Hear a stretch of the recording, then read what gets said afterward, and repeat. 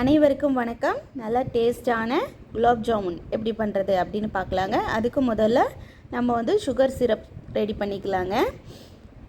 அதுக்கு ஒரு பாத்திரத்தில் 2 கப் சுகர் எடுத்துருக்குங்க. அதே அளவில் 2 கப் தண்ணி எடுத்துக்கோங்க. நம்ம எந்த அளவு சர்க்கரை எடுக்கிறோமோ அதே அளவு தான் தண்ணியும் எடுக்கணும். சர்க்கரை நல்லா கரைஞ்சி கொதித்து வரட்டும். சுகர் சிரப் ரெடியாக இருக்குது, கொஞ்சம் லேட் ஆகுங்க. இப்போ நம்ம குலாப் ஜாமுன் மிக்ஸு ரெடி பண்ணலாங்க. அதுக்கு நான் எம்டிஆர் குலாப் ஜாமுன் மிக்ஸ் எடுத்துருக்கேங்க. 175 கிராம் அந்த பேக் எடுத்துருக்குதுங்க.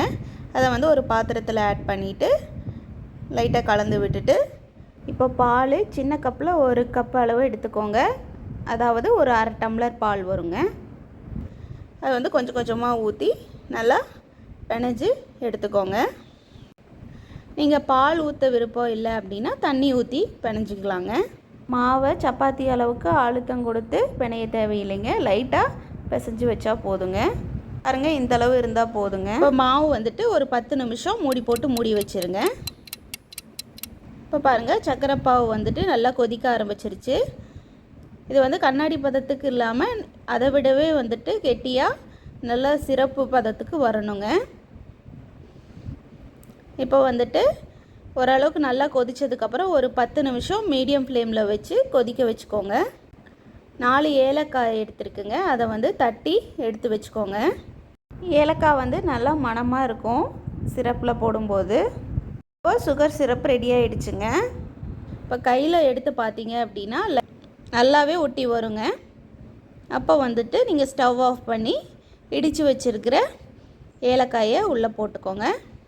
போட்டுட்டு எடுத்து தனியாக வச்சுருங்க. இப்போ 10 மினிட்ஸ்க்கு அப்புறம் பார்த்தீங்க அப்படின்னா மாவு இப்போ ரெடி ஆயிடுச்சு. பாருங்கள், இப்படி கையில் ஒட்டாது, இந்த மாதிரி நல்லா சாஃப்டாக இருக்கும்.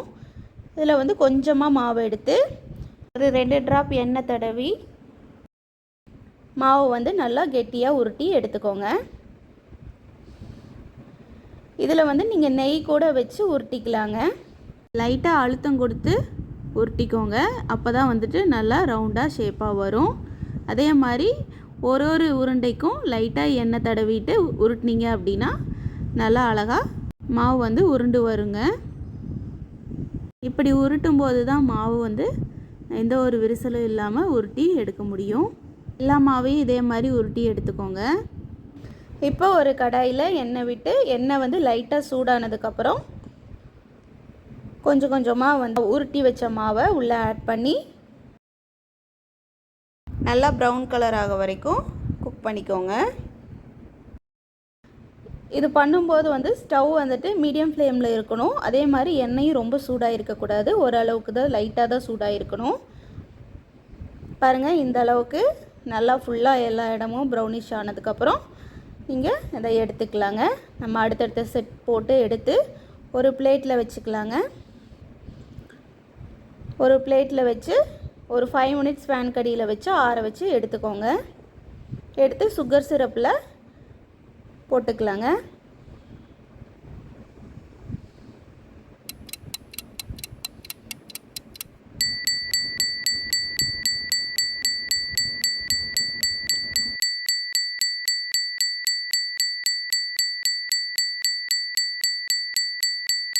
பாருங்கள், எல்லாமே போட்டாச்சு. இப்போ லைட்டாக அதை சுகர் சிரப்பில் டிப் ஆகிற மாதிரி மிக்ஸ் பண்ணி விடுங்க.